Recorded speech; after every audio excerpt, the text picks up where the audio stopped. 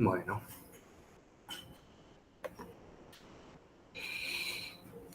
Bueno, buenos días. La idea de hoy es comenzar con redes neuronales.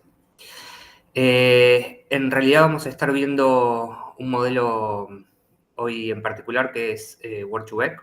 La idea es, bueno, Laura comenzó con redes neuronales, entonces poder aplicarlo ya a un dominio o una problemática que es el procesamiento del lenguaje natural. Quizá lo conocen como NLP, Natural Language Processing.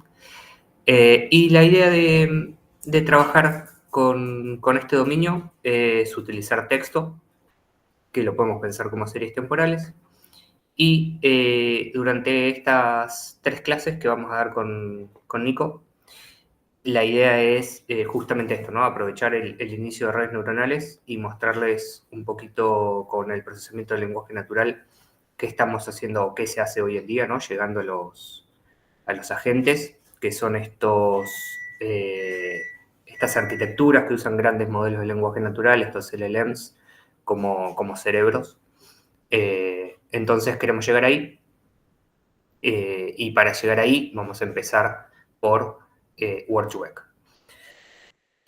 Word2Vec, bueno, es un modelito muy simple, ahora lo vamos a ver, que son redes neuronales como las que mostró Laura, con una sola capa oculta. Y lo que me interesa de Word2Vec en realidad es el concepto de, bueno, la curación que se le hacen a los datos tipo texto que vamos a estar trabajando, y el concepto de embeddings, ¿no? Que ya vamos a ver qué es.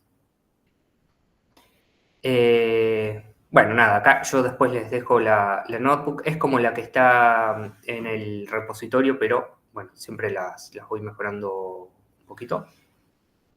Un segundo. Ahí está.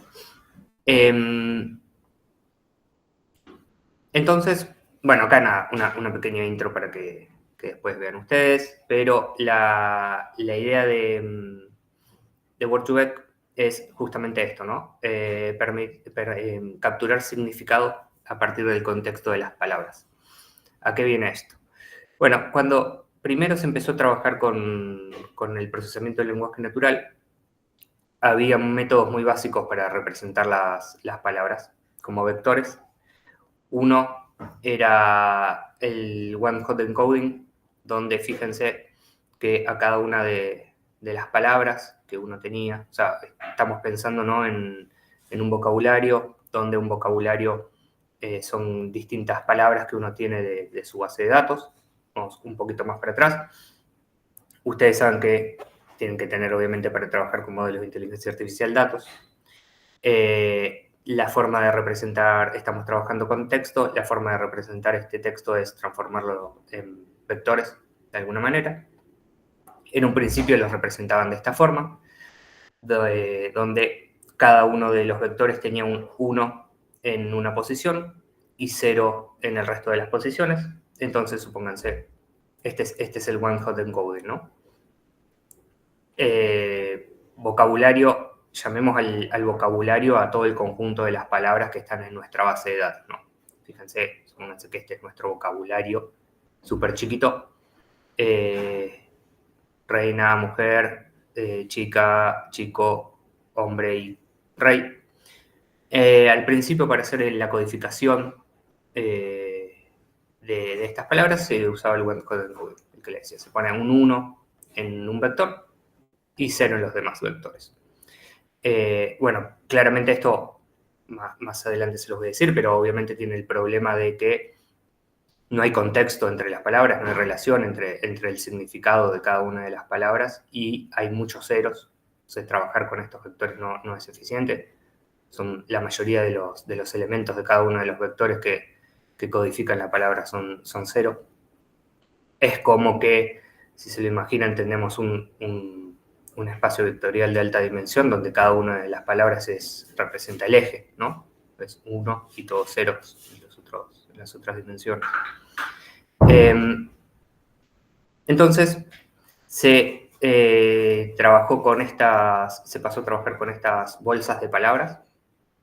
Y en estas bolsas de palabras lo que se hace es que cada una de las palabras o oraciones o documentos se representaba como un vector de vuelta, pero bueno, en el vector se representaba la cantidad de veces que aparecía la palabra, ¿no? No importa mucho tampoco, pero tiene estas mismas limitaciones. Fíjense que en el corpus acá pueden ser documentos, oraciones y demás, pero es el perro ladra, el gato maulla.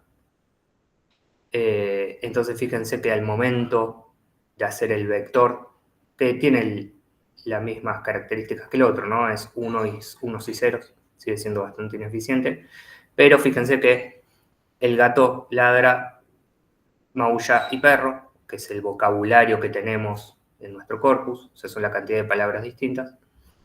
Para representar el perro maulla, perdón, el perro ladra, ponemos un 1 en él, en gato iría 0, en ladra iría 1, y en la palabra perro, que es la última, iría un 1, y lo demás es 0.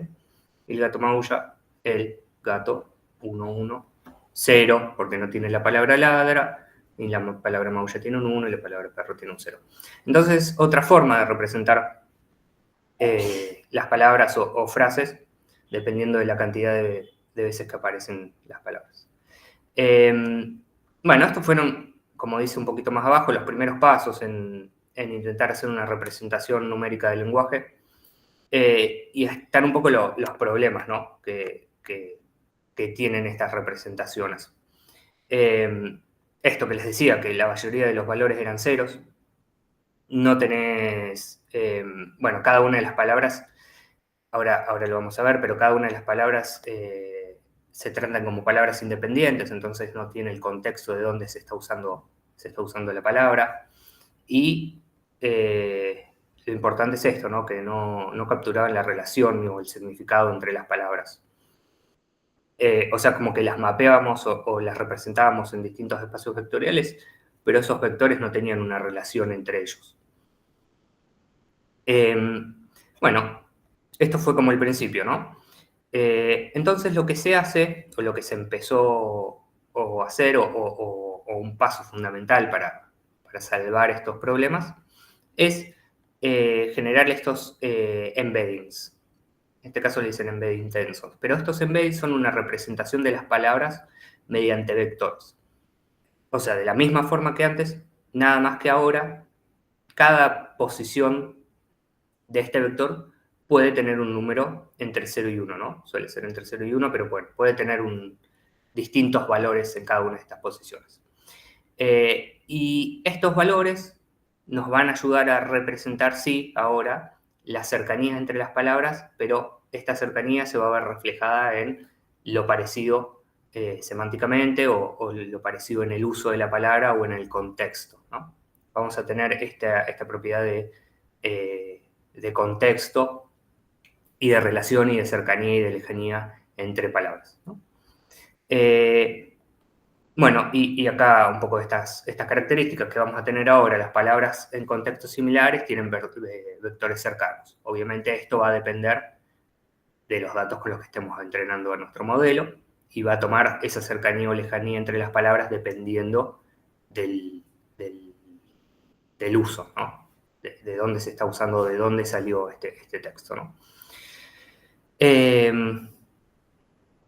Fíjense que la idea ahora es este tipo de representación, donde podemos pensar cada uno de estos cuadritos como un elemento de nuestro vector que conforma nuestra palabra.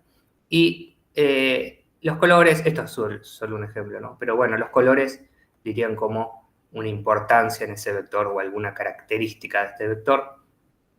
Podemos ver acá que, por así decirlo, en esta posición son todos rojos. Bueno, podemos pensar que está haciendo referencia todas estas palabras a personas, ¿no? Fíjense, esto es súper abstracto y es un ejemplo, ¿no? Pero mujer y chica tienen una componente que es parecida, ¿no? Entonces, uno puede pensar que en esta representación vectorial de estas palabras, estas están más cercas que mujer con hombre, por ejemplo. Entonces esta es la idea, ¿no? Es generar una representación de las palabras en un vector de alta dimensión donde las palabras están relacionadas entre sí gracias a la semántica, ¿no? Lo parecido que es una palabra con la otra. Entonces, esto es lo que nosotros vamos a llamar embedding. Esto va a ser con lo que van a trabajar los modelos de lenguaje natural, sea este que estamos utilizando. La semana que viene, ahora yo les voy a mostrar después un poquito de encoders, autoencoders, que es una arquitectura fundamental para ver transformers. Vamos a estar viendo transformers muy por arriba, los conceptos básicos. Después Nico va a mostrarnos una técnica que es RAG, que utiliza, ¿no? Todo esto, o sea, todo lo que vamos a ver de acá en adelante, utilizan estos embeddings. Es más, estos embeddings, ya van a ver un poco con Nico, se guardan en bases de datos especiales para estos embeddings, bases de datos vectoriales. Y vamos a terminar con agentes, pero esto es como el principio. Y justamente van a ver que esta arquitectura Word2Vec utiliza lo que mostraba Laura recién, ¿no? Redes neuronales de una sola capa, entonces está bueno para comenzar. Pero bueno, antes de generar los embedding, como en todos los modelos de inteligencia artificial, sea que estemos trabajando con Machine Learning, Deep Learning, con imágenes, con texto, con señales, en fin, con datos tabulares, lo primero es hacer una adecuación de estos datos, hacer una curación de los datos, eliminar nulos, eliminar ruido, depende de qué signifiquen nulos, ruido y demás para nuestro problema. Pero en nuestro caso, trabajando con texto, podemos hacer algunas operaciones. Podemos hacer la lematización.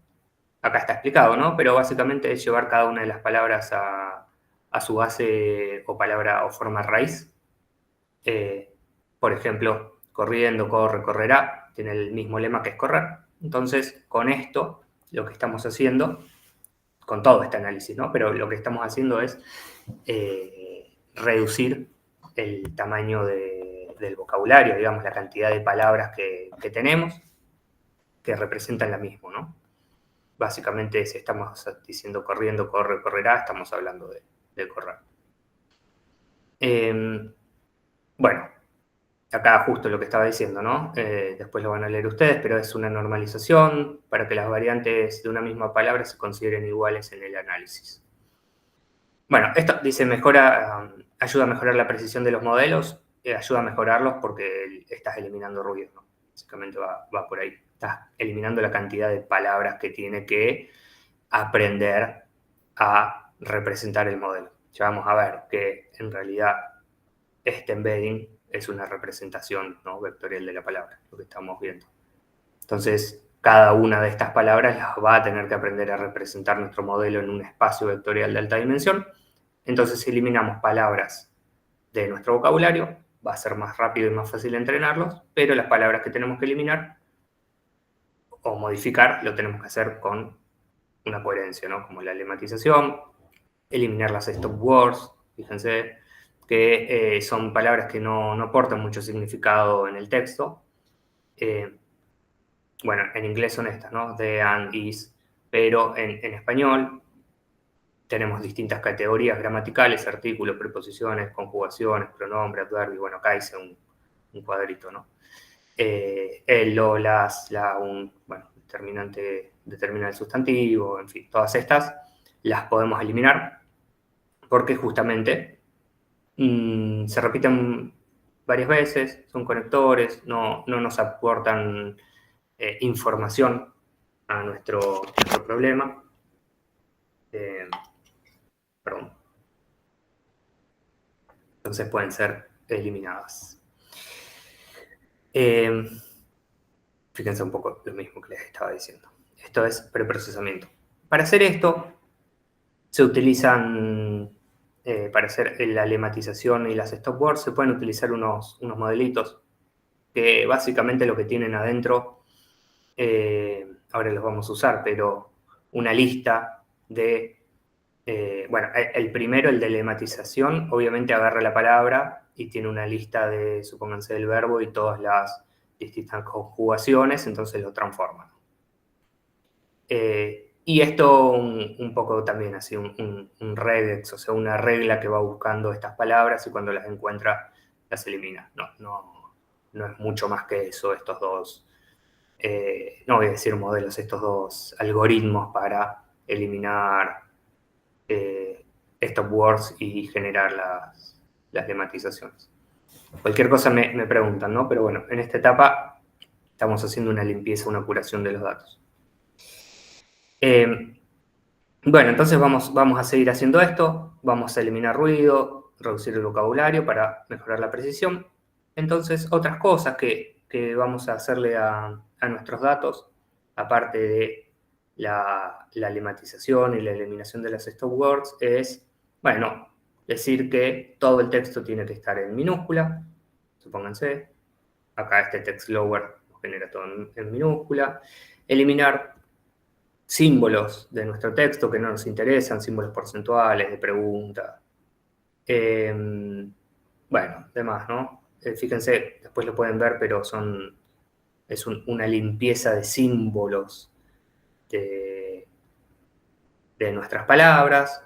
Acá, como estoy trabajando, vamos a trabajar con un texto que está en inglés, que todavía no se los presenté. Vamos a tener también que eliminar apóstrofes y hacer contracción de palabras. Pero básicamente va por ahí esto, fíjense que no es muy complejo. Y voy a estar trabajando con una base de datos que es de diálogos de Los Simpsons, donde esta base de datos, acá ya hice unas rondas de curado, pero se los quiero mostrar primero. Esta base de datos tiene una columna donde está el carácter que habla, la persona que habla, ¿cómo se llama? El personaje de la serie, Lisa Simpson, bueno, la profesora, Flanders y demás. Y otra columna con texto que dicen en la serie, diálogo de la serie, ¿no? Entonces tenemos por un lado el personaje y por otro lado diálogo de ese personaje. Fíjense que lo tenemos, la base de datos original son dos columnas y fíjense un poco el texto está en mayúscula, ahí están las comas, fíjense están los apóstrofes S, están Mr. Punto, ¿no? Estas cosas que mucho nos suma. Entonces, este print es el que me está mostrando esto. Entonces, bueno, fíjense, lo primero que hay que hacer es, algo súper sonso, pero hay que hacerlo, asegurarse que todo sea tipo string, ¿no? Porque acá en el texto, como es texto, podría llegar a haber números que sean int y demás. Necesitamos trabajar todo con texto. En un principio, obviamente este texto después se va a transformar en vectores, ¿no? Pero necesitamos que sea todo texto, todo tipo de dato string.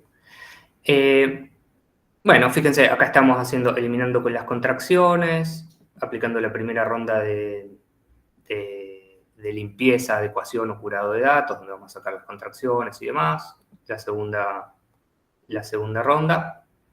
Y acá se lo aplicamos secuencialmente a nuestra base de datos. Fíjense, luego de aplicar nuestra adecuación, obtenemos esto. Para la primera columna, transformamos todo en minúscula, eliminamos las comas, a ver si hay alguna contracción. Acá, mira, where is, o sea, el apóstrofe S se transformó en un where is, con la palabra is, se sacó la contracción. Todo en minúsculas, se sacan los puntos y demás. Esto sería nuestra primera etapa, donde estamos haciendo la limpieza del texto. Una vez que tenemos el texto limpio, lo que hacemos después es algo que seguramente les suena conocido la palabra, que es la tokenización de las frases. o tokenización de las palabras, que justamente es esto, ¿no? Convertir cada frase en una lista de palabras. Lo que vamos a tener al final es una lista donde adentro va a tener otra lista con palabras, pero las palabras ya separadas, ¿no?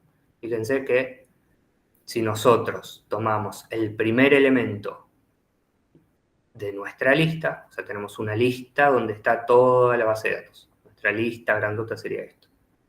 Y tomamos, perdón, esto, ¿no? El texto.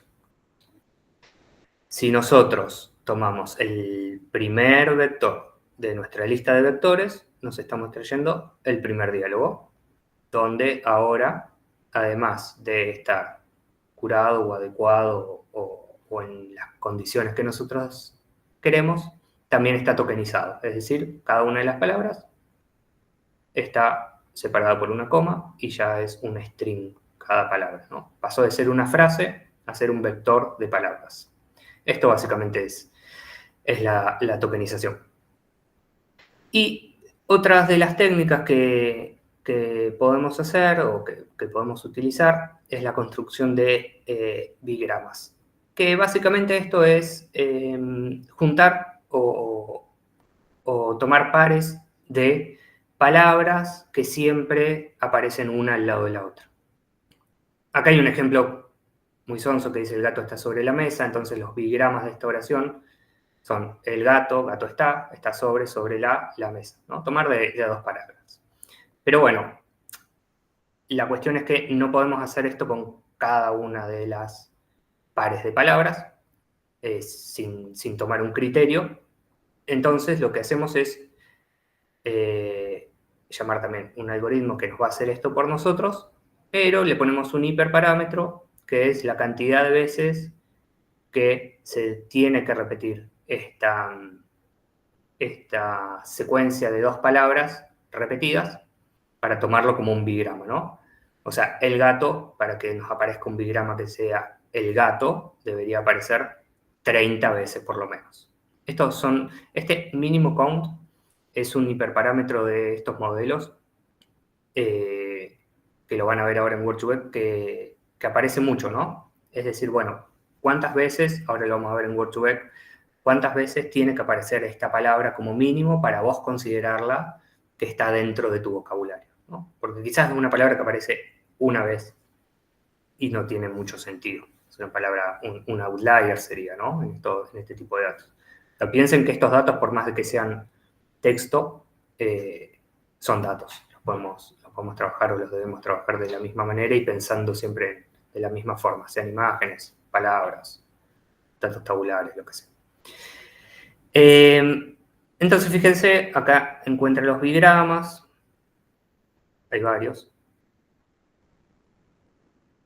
Fíjense, cannot believe, siempre estas dos palabras, next, week, and hour, ¿no? Fíjense que tienen sentido, excuse me, o sea, son dos palabras, excuse me, pero es un bigrama porque siempre aparecen juntas más de 30 veces seguramente. Do not, bueno, fíjense acá hay algunos repetidos, esto habría que verlo. Esto se sigue, o sea, habría que hacer otra ronda de curación por ahí de los bigramas, porque está poniendo esto dos veces repetido. Bueno, en fin. Los bigramas obviamente nos están dando más contexto de las palabras, ¿no? Porque ahora no son palabras que están solas, sino que son palabras que siempre están relacionadas. Y no sé si hay alguna duda hasta acá. Cualquier cosa me abren el micrófono y me dicen. Entonces, bueno, acá hasta este punto tenemos nuestros datos curados o adecuados para trabajar con Word2Vec.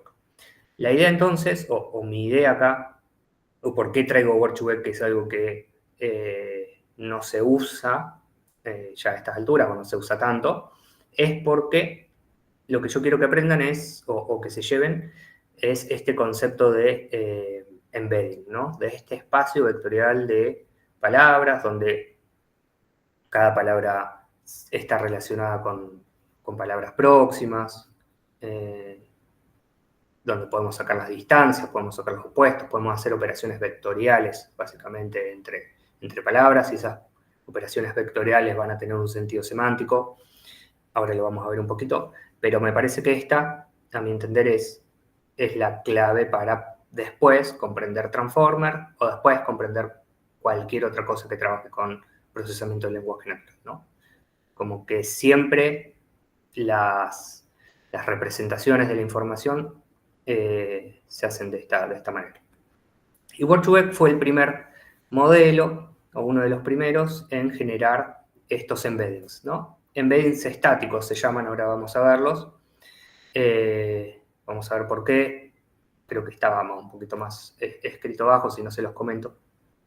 Pero bueno, básicamente se los digo ahora, estos embeddings son embeddings estáticos porque generan una representación fija de las palabras en este espacio vectorial. Palabras que no estén dentro de nuestro vocabulario, el modelo no las va a conocer y nos va a dar un error. O sea, tiene ese tipo de limitaciones. No es capaz de producir palabras intermedias. Los transformers ya vamos a ver que sí. O sea, solo conoce de las palabras que le estamos dando para entrenarse. Y Word2Vec son en realidad dos modelos internamente. Nosotros podemos utilizar uno o el otro, no trabajan los dos a la vez.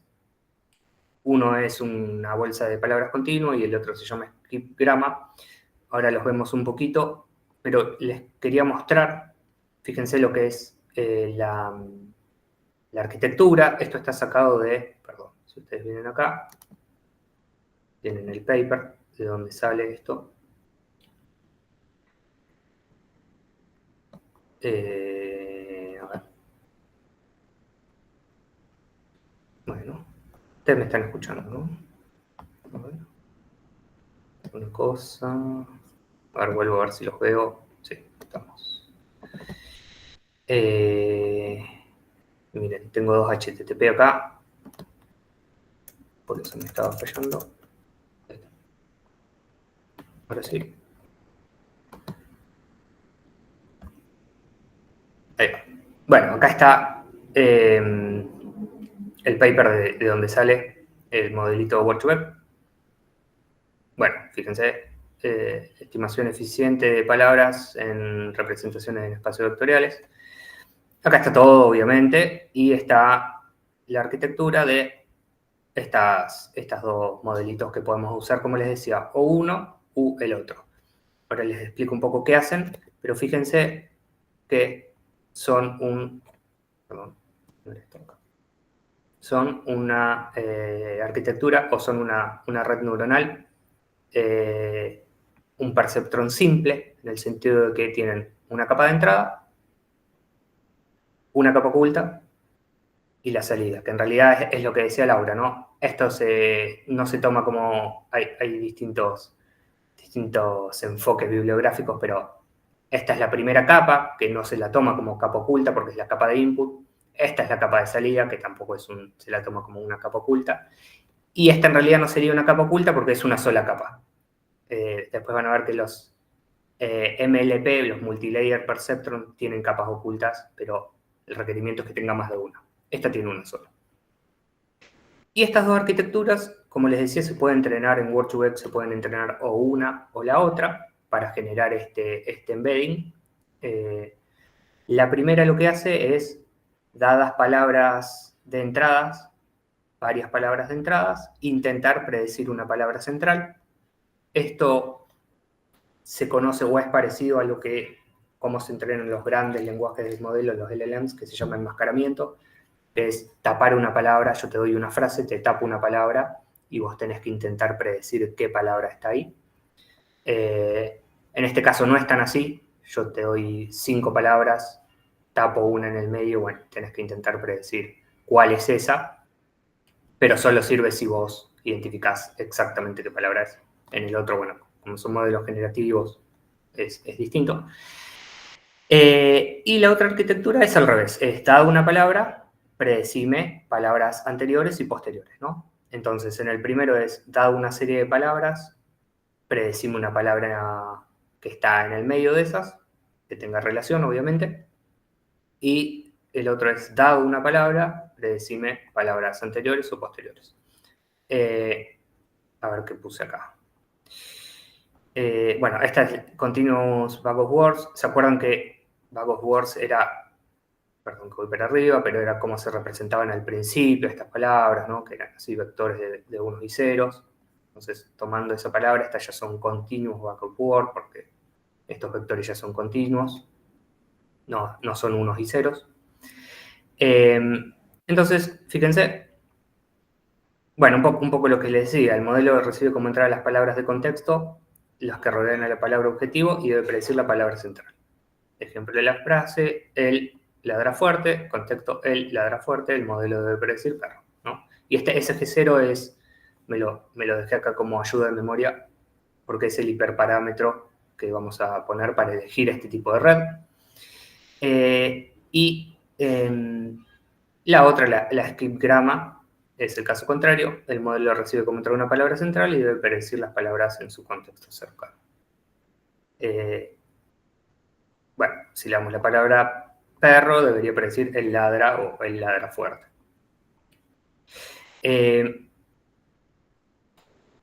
Quiero que les quede por ahí este tipo de arquitectura. Miren las dos juntas y después vamos a hablar un poco de autoencoders, pero recuerden esta forma. Ya van a ver por qué. Bueno, entonces una vez que ya sabemos un poco cómo funciona o cuál es el objetivo de estas redes y cómo las vamos a entrenar.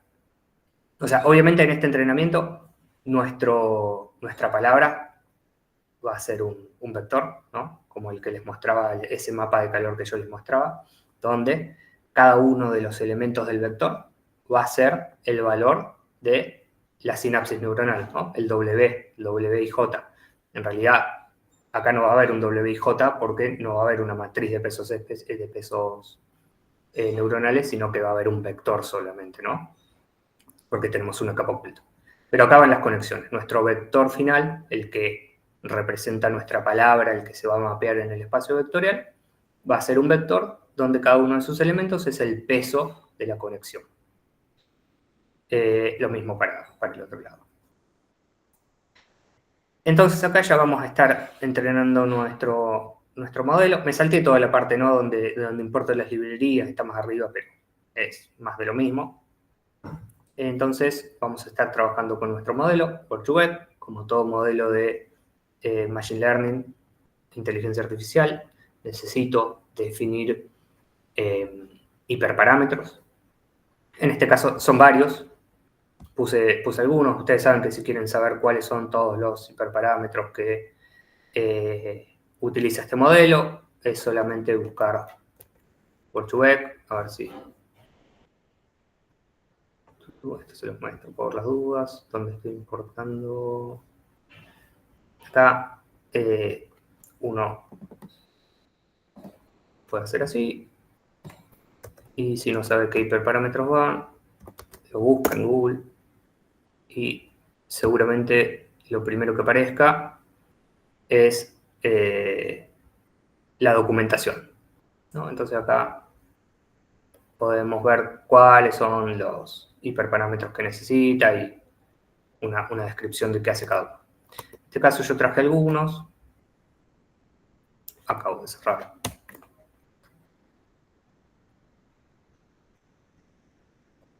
Aunque toque mal, ahí está. Me había quedado en el entrenamiento. Acá. Entonces, definimos cuál de los dos modelitos vamos a entrenar. Todos tienen sus pros y sus contras, como todos. Algunos hacen mejores representaciones. Hay algunos, como estos, que son más rápidos de entrenar, porque obviamente solo estamos haciendo la inferencia de una sola palabra. Estos tardan un poco más en entrenar, pero por ahí el resultado del embedding es mejor. Igual, como les decía, estos no se utilizan mucho. Hay técnicas más nuevas para hacer esto. Más que estos embedding, como les decían, son estáticos, ¿no? Fíjense de vuelta, el min count mínima cantidad de ejemplos o mínima cantidad de veces que tiene que aparecer una palabra para ser tomada como palabra dentro del vocabulario. Esto es una ventana deslizante de cuántas palabras anteriores y posteriores va a tomar para dar el contexto. Justamente va cuántas antes y cuántas después de la palabra que intento predecir voy a tomar, o cuántas antes y cuántas después voy a tener que predecir a partir de la palabra dada, ¿no? Este es el tamaño del vector de representación, o sea, perdón que me voy para arriba, pero es la dimensión de este vector, ¿no? Mientras, ahora esto lo vamos a ver en autoencoder, les va a quedar un poco más claro, pero obviamente mientras el vector tenga mayor dimensión, es mejor la representación que se va a hacer o el embedding que se va a generar es mejor porque tenemos más vectores, tenemos más elementos dentro del vector para guardar información. Obviamente todo tiene sus pros y sus contras y tiene sus límites. No tiene mucho sentido si tenemos pocas palabras hacer vectores muy grandes y demás, ¿no? Una de las limitaciones de este modelo, que creo que lo puse más abajo, es que necesitamos corpus de texto, o sea, necesitamos mucho texto. Y entonces, bueno, después les muestro las limitaciones, pero básicamente es eso, es el tamaño del vector de salida. Bueno, esto es un subsampleo de palabras que se repiten mucho, este es un criterio de parada en el entrenamiento, y esto negative es dentro del contexto que se le da al modelo en el entrenamiento, se ponen palabras que no tienen sentido con la palabra que vamos a inferir. Esto ayuda en el entrenamiento, lo hace más fácil. O sea, para poner palabras, ahora vamos a ver qué son las palabras negative, ayuda en el entrenamiento. Quédense con eso y yo ahora les muestro cuáles son las negative. Bueno, una vez que tenemos definido nuestro modelo, podemos construir nuestro vocabulario a partir de las palabras o de los tokens que tenemos en nuestro vocabulario final. Fíjense que nuestro vocabulario, nuestro diccionario, nuestra cantidad de palabras independientes son 4.318. Esto, ¿por qué quedó este número? Y porque yo filtré por, se tenían que repetir cada 20 palabras. Entonces ahí perdí muchos datos. Y además, al hacer la lematización, también aparecieron palabras nuevas. Es como una aumentación de datos, por así decirlo. Estoy agregando palabras nuevas al diccionario, pero bueno, entre las que agrego nuevas con los bigramas y las que saco porque no están repetidas una mínima cantidad de veces, me queda esta cantidad de palabras. Que esta cantidad de palabras son las que se van a representar en mi espacio vectorial, ¿no? En el embedding. Son las que se van a generar. O sea, nuestro embedding final va a quedar con 4.318 palabras. Acá voy a entrenar mi modelo de Word2Vec por 30 épocas. Y una vez que está entrenado, fíjense lo fácil que es, ¿no? O sea, el proceso más complejo fue la adecuación, el eliminar las stop words, generar los bigramas y demás. Parte del entrenamiento, obviamente hay que ajustar los hiperparámetros, después hay que ver la salida del modelo, hay que hacer pruebas para ver si el modelo está performando bien o no y volver a entrenar, pero este es un proceso súper repetitivo, pero no es más que esto. Y ahora podemos ver, una vez que tenemos el embedding generado, acá ya se nos generó este embedding, este espacio vectorial donde están las palabras, podemos ver Word2Vec, el modelito tiene unos métodos para mostrar palabras similares y nosotros podemos elegir positive, ahora les voy a mostrar lo que es positive y negative, que me había quedado de antes, serían las palabras más similares a Homero, ¿no? ¿Similares en qué sentido? En una distancia.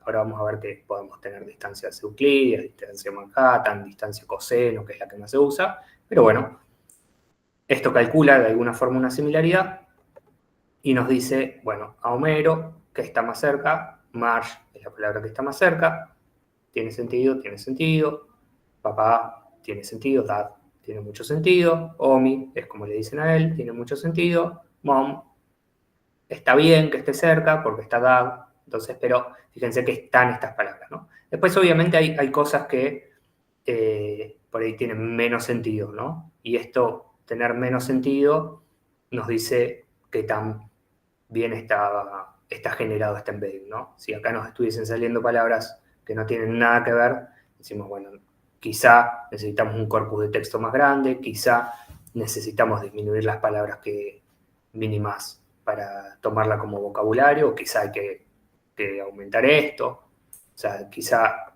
si yo estoy viendo que está esta palabra que es, no sé, Becky, y yo digo, no, esta palabra, ¿por qué está acá? Debería aumentar la cantidad de veces que tiene que aparecer esta palabra para poder tenerla en el embedding. Pero bueno, esto va más de la prueba y error, ¿no? Una vez que ya tenés el modelo entrenado. Fíjense que las negative es buscar el vector. Esto, bueno, ahora lo vamos a ver un poco en un gráfico 3D, pero esto es un vector en el espacio, estos son los vectores más cercanos. El negative es, como si les digo, el vector opuesto, ¿no? A Homero, entonces son las palabras que menos o que están más lejanas a Homero o que están menos cercanas, ¿no? Entonces, bueno, acá hay algunas palabras que por algún motivo están opuestas a Homero. Después podemos buscar palabras más similares a grupos de palabras, ¿no? Entonces, si yo tengo Homero, Marge, Bart, Lisa, bueno, acá está repetido Bart de vuelta, pero las palabras más cercanas a este grupo de 4 o 5 palabras, en realidad está repetida, estas 4 palabras, son Mag, Dad, Maggie, fíjense que no está en el grupo familiar, y es un hermano y es un hijo, entonces tiene mucho sentido que esté acá. Bueno, y algunas de las que aparecían antes, fíjense, Milhouse, pero las que más peso tienen son estas, ¿no? Tienen sentido. Entonces, acá ya vemos que tenemos un espacio vectorial, tenemos este embedding donde las palabras tienen una relación. Y acá lo que voy a hacer es hacer un gráfico, pero antes de mostrar el gráfico les muestro qué estoy haciendo. Estoy buscando una palabra objetivo dentro de mi embedding, que es Homero. Estoy buscando el top 50 palabras vecinas más similares. Acá tenía el top 1, 2, 3, 4, 5, 6, 7, 8. Bueno, top 10 creo que es. Creo que son top 10. Acá es el top 50. Y voy a hacer un PCA, voy a utilizar un algoritmo para reducir la dimensión de mi embedding y poder graficarlo, ¿no? En 3D. O sea, mi embedding tiene una dimensión, mi espacio vectorial tiene una dimensión 300, que era el tamaño del vector. Si yo quiero graficar estos vectores, no voy a poder. Lo máximo que puedo visualizar es un espacio vectorial de 3 dimensiones. Entonces, con el análisis de componentes principales, que es este PCA, lo que voy a hacer es hacer una reducción de la dimensión de mis vectores, poder dejarlos en 3 dimensiones y poder observar la palabra Homero con sus 50 palabras vecinas más similares. Entonces, fíjense, una vez que hago eso, tengo mi embedding con mi espacio vectorial, que ahora son...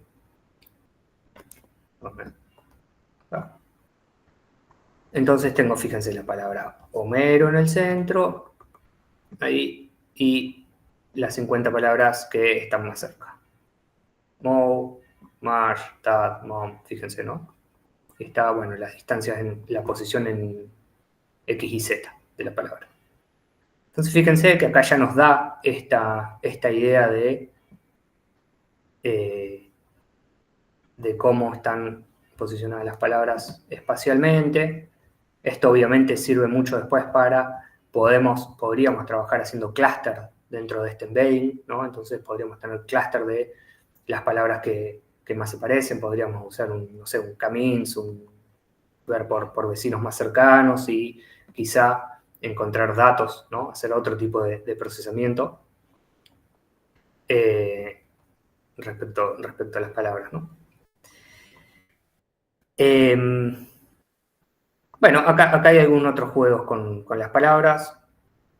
Lo que voy a hacer acá es, dadas 4 palabras, Homero, Marge, Bart, Lisa, voy a calcular la distancia entre estas palabras. Y como les decía, podemos calcular la distancia euclídea, similitud coseno o distancia Manhattan. El que más se usa es la distancia coseno, ¿no? Y fíjense que entre Homero y Marge la distancia es 1, similitud coseno 0,5, bueno, distancia Manhattan, en fin. Lo que les quería mostrar es esto. Que, dada una palabra, Homero, tenemos las distintas distancias, la euclídea, fíjense, X y Z. Bueno, no puedo tocar las demás, pero están las coseno, en fin, están las distintos... las distintas, después ustedes juegan un poco, yo estoy sin el mouse y se me está complicando. Creo que solo representé ahí la distancia euclídea. Y otras pruebas que le podemos hacer a este embedding para ver si está funcionando bien o no, es operaciones con vectores, ¿no? Fíjense, acá yo lo armé, pero la palabra que completa la analogía Homero es a Bart como Marge es a, bueno, estamos esperando que Homero es a Bart como Marge es a Lisa, y justamente se completa así, ¿no? Homero es a Marge como Bart es a, ¿y qué estamos haciendo? Estamos haciendo la suma del vector Bart más la suma del vector Marge menos la suma del vector Homero. Y esta operación matemática da como, o esta operación vectorial da como resultado el vector Lisa, lo cual tiene sentido, ¿no? Fíjense, si uno pone Burns, el jefe de Homero, y Smither, el subjefe, digamos, el empleado de Smither, y pongo la negativa de jefe, lo que yo esperaría es la palabra empleado, ¿no? Pero bueno, me aparece acá el primer nombre de Smithers. Bueno, y acá uno puede poner cualquier cosa, ¿no? Homero, Moe, Bart, y me aparece Dad. O sea, fíjense que no está tan bien ajustado este embedding, no tiene tantas palabras por ahí. O sea, quizá el problema de que acá no me apareció la palabra employee es que esa palabra no existe en mi vocabulario, ¿no? Eso puede ser. Fíjense, bueno, acá hay varias pruebas. Pero hay una, bueno, most similar, y hay una que es palabra que no encaja, Homero, Marge, Bart, Pisa. Entonces te dice, bueno, Pisa es la palabra que no encaja dentro de estas. Obviamente esta palabra no encaja porque está mucho más lejos en distancia que estas tres. Y fíjense en esta, que puse Burns, Smither, Apu y Spaceship. Fíjense lo que me dice. Yo quería ver cuál no encajaba acá. Me dice, warning, la palabra Spaceship no está presente en el modelo. Entonces la ignora y dice, bueno, ignorando esta, la palabra que no encaja es Apu.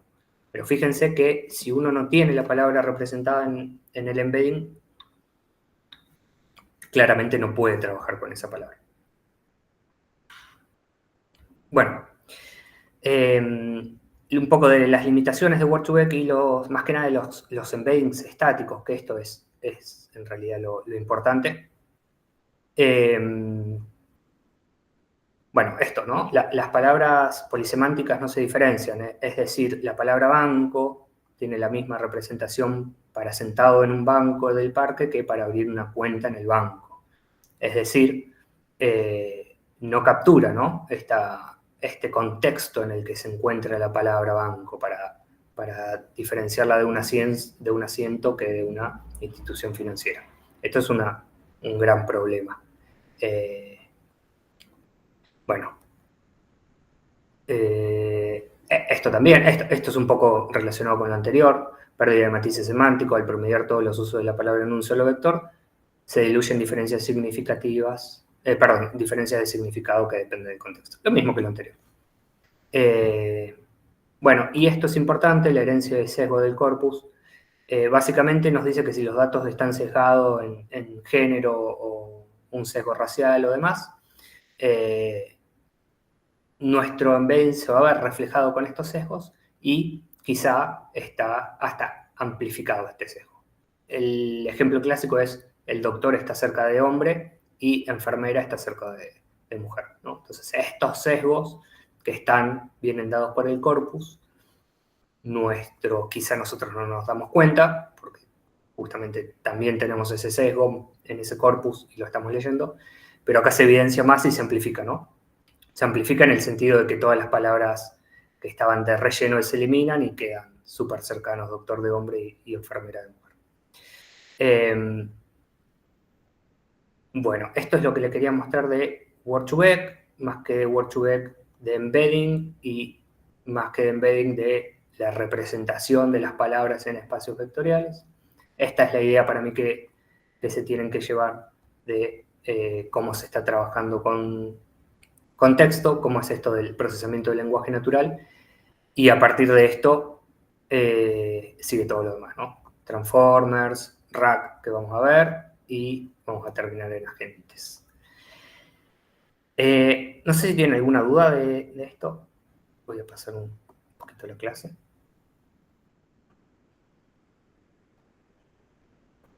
Voy a dejar de presentar. Ahora les comparto algo más y ya pasamos a las aulas, a los grupos.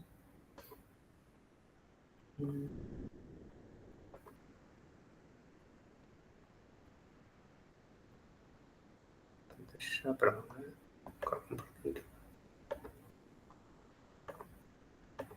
Quiero mostrar rápido, súper rápido,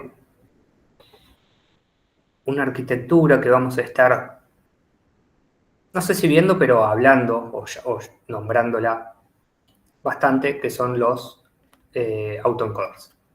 Vamos a estar nombrando bastante cuando estemos hablando de Transformer o de acá en adelante, y creo que son una de las arquitecturas más importantes para mí en el sentido de comprender, ¿no?, qué están haciendo estas redes neuronales.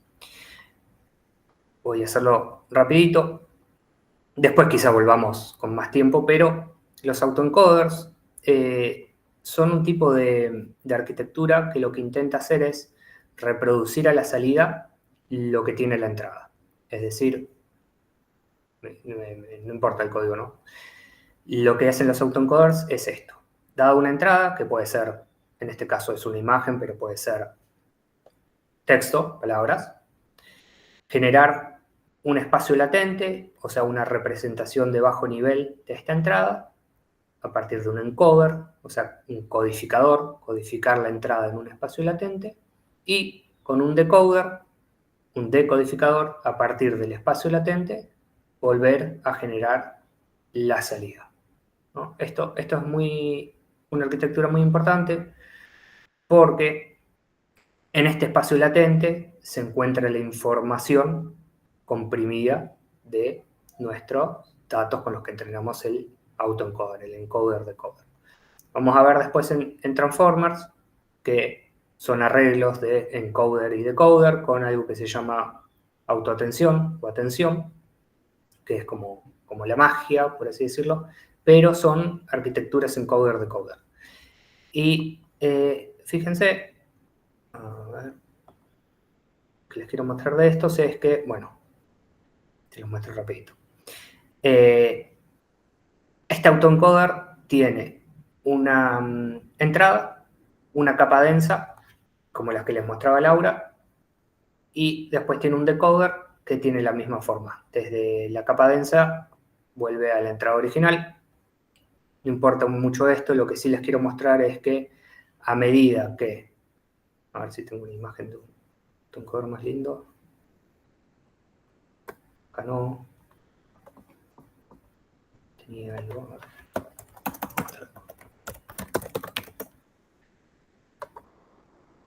Esto, quería mostrarles, tienen esta forma, suelen tener esta forma de embudo, ¿no?, de cuello de botella.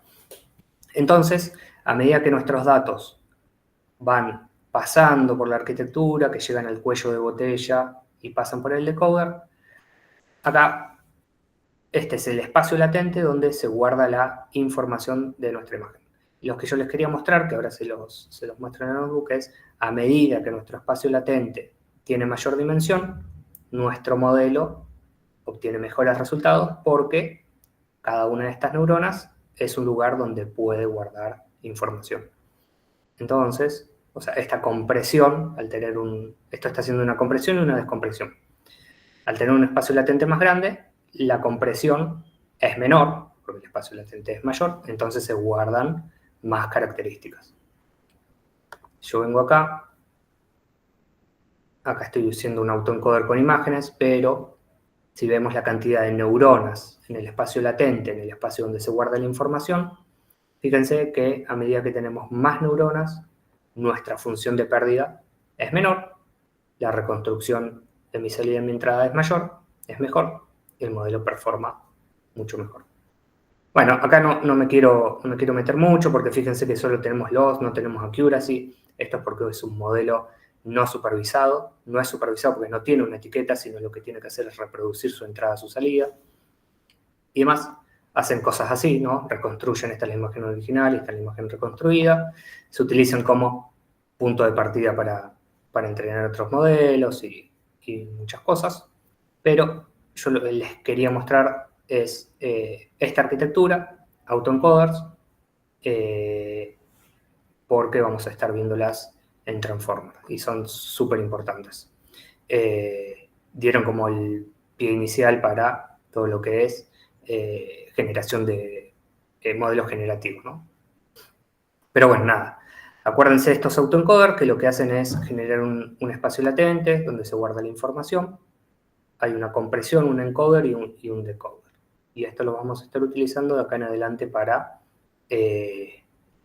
Transformers. Pero fíjense que son capas de redes neuronales fully connected, así como las que vieron hoy, ya lo van a ver más profundo, pero son todas conectadas con todas. No tiene mucha ciencia.